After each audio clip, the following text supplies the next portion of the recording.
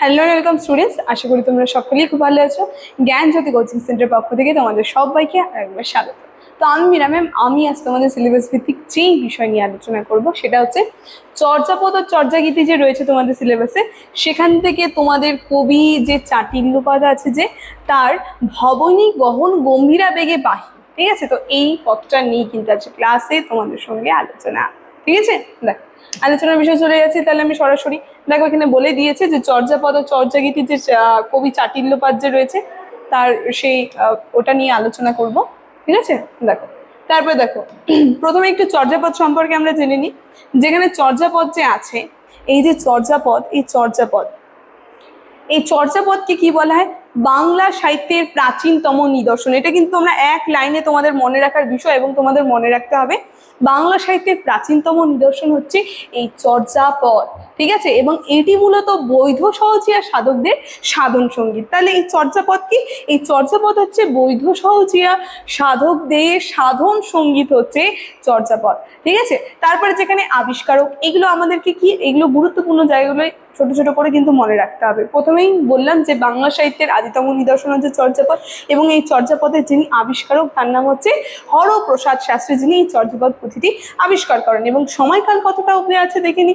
দেখো অষ্টম থেকে দ্বাদশ শতাব্দী অবধি আমরা দেখতে পাচ্ছি সময়কাল চলছে, এবং বিষয়বস্তুর মধ্যে আমরা দেখতে পাচ্ছি সাধন তত্ত্ব ও গুহ জীবন দর্শন যে রয়েছে এই সম্পর্কে কিন্তু এই চর্যাপদ পুঁথির মধ্যে আলোচনা করা হচ্ছে। মানে সাধন তত্ত্ব যে আছে সেটা নিয়ে কিন্তু আলোচনা করা হয়েছে চর্যাপদ পুঁথির মধ্যে। তো ছোট্ট করে আমরা জেনে নিলাম এই চর্যাপদ পুঁথি আবিষ্কার এবং সেই পুঁথি সম্পর্কে।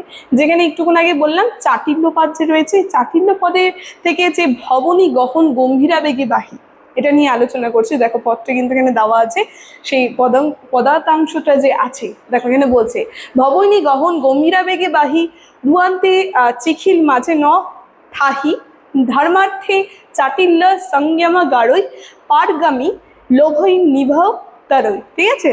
খুব সুন্দরভাবে এই পদটা কিন্তু কয়েকটা অংশ এখানে দেওয়া আছে। দেখো ভাবার্থ আর ব্যাখ্যাটাও দেখে নি কি বলছে।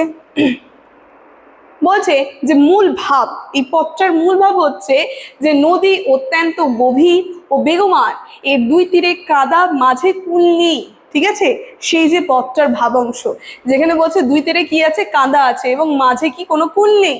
যেখানে কবি চাটিল্যপদ এখানে ধর্মের স্বরূপকে একটি সাঁকো বা সেতুর সাথে তুলনা করেছে। তাহলে এই পথটার মধ্যে আমরা দেখতে পাচ্ছি যে কবি রয়েছে এই পথটার মধ্যে ধর্মকে একটা নদী বলতে সাঁকো বা সেতুর সঙ্গে কিন্তু তুলনা করেছে, যেখানে বলছে যা সাধকদের ভবসাগরের মোহ থেকে মুক্তি পেতে সাহায্য করে, ঠিক আছে?